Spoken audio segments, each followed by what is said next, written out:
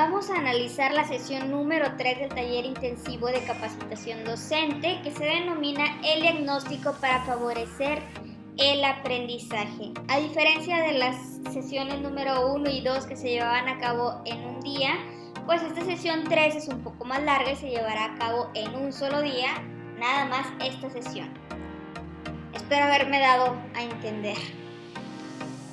¿Cuál es el objetivo que tiene esta sesión? Es que los maestros identifiquen la importancia del diagnóstico como una herramienta fundamental para tomar decisiones ante los desafíos que se presenten en el aprendizaje de nuestros alumnos.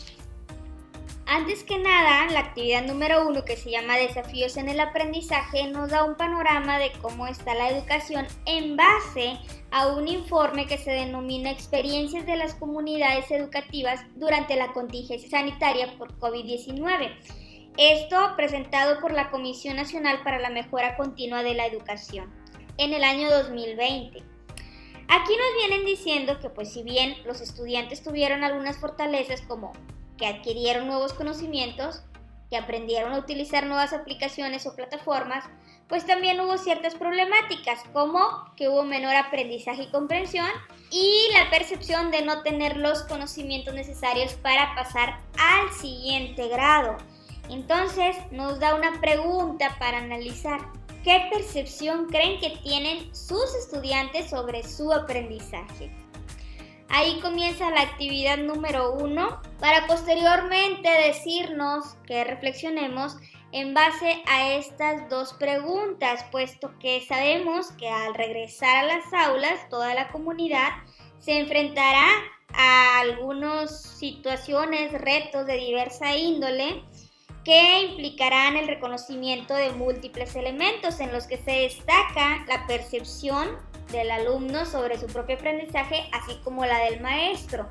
Estas dos preguntas para reflexionar dicen: ¿cómo valoran el aprendizaje que alcanzaron sus alumnos durante el ciclo anterior? ¿Y cuáles son los desafíos a los que se enfrentarán respecto a los niveles de aprendizaje alcanzados por sus estudiantes? ¿Cómo estábamos? ¿Y qué desafíos tenemos para avanzar? La actividad número 2 se llama La importancia de hacer el diagnóstico. Nos pide leer el anexo número 5 e identificar los elementos que más se peguen a la percepción propia acerca de lo que es un diagnóstico y para qué sirve. A diferencia de los anteriores que vimos en la sesión número 2, este anexo es un poquito más largo y muy teórico. Se llama el diagnóstico educativo una importante herramienta para elevar la calidad de la educación en manos de los docentes. En general y en resumen nos viene diciendo algunos conceptos de diversos autores acerca de lo que es un diagnóstico, como por ejemplo que es un proceso de indagación científica, que es un proceso que trata de describir, clasificar, predecir y explicar el comportamiento de un sujeto, entre muchas otras.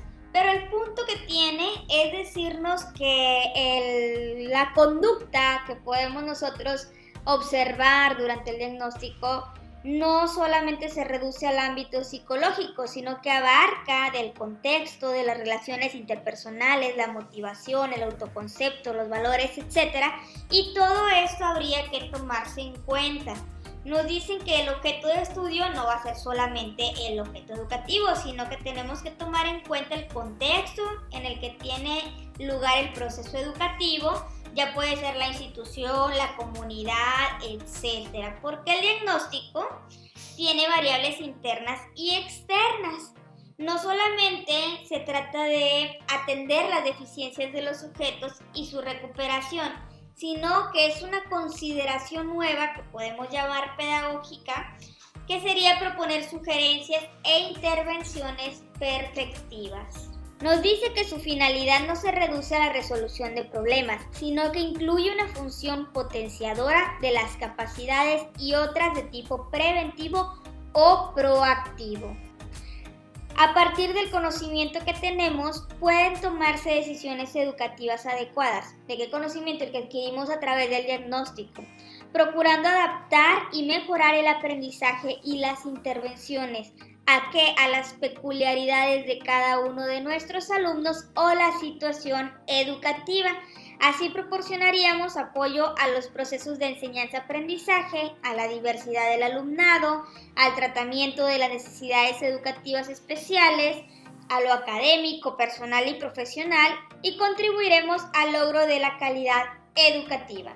Con base a esto y a la experiencia que cada quien tiene respecto al último diagnóstico que realizaron, vamos a reflexionar y responder 3 preguntitas o 3 aspectos principales.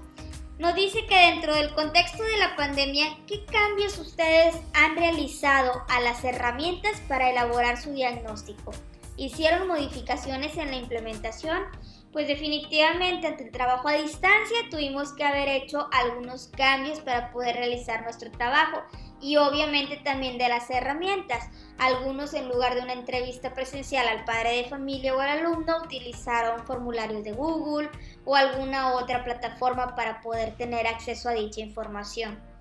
Otra es qué prácticas de las que modificaron al elaborar el diagnóstico podrían conservar. ¿De qué manera los cambios al diagnóstico favorecieron el aprendizaje de sus estudiantes? En base a estas 3 preguntitas estaríamos trabajando básicamente el resto de la sesión. ¿Por qué?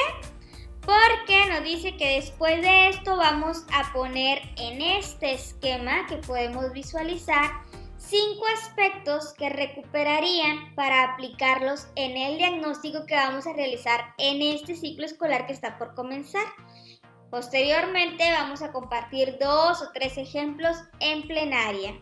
La actividad número 3 se denomina la información para la toma de decisiones.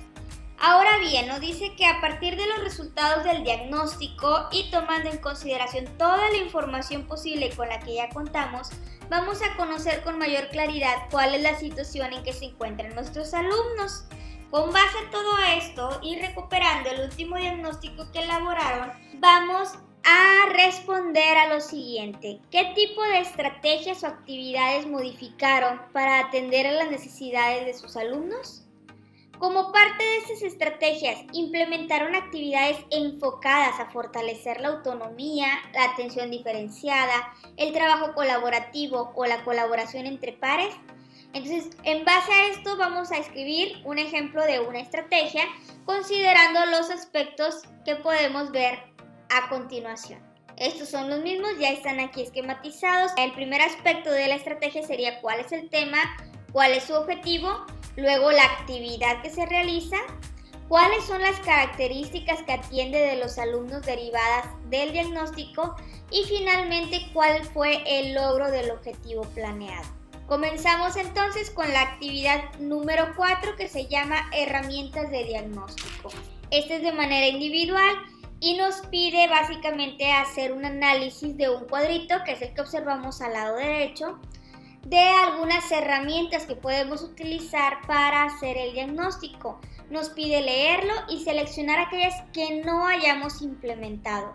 Por mencionar algunas, por ejemplo, está la observación directa y sistemática de los alumnos, las entrevistas tanto a los alumnos como a los padres de familia, las fichas de salud, los portafolios de evidencia, la elaboración de guías del desarrollo para docentes, madres, padres, tutores, el análisis del comportamiento de algún alumno, entre muchas otras.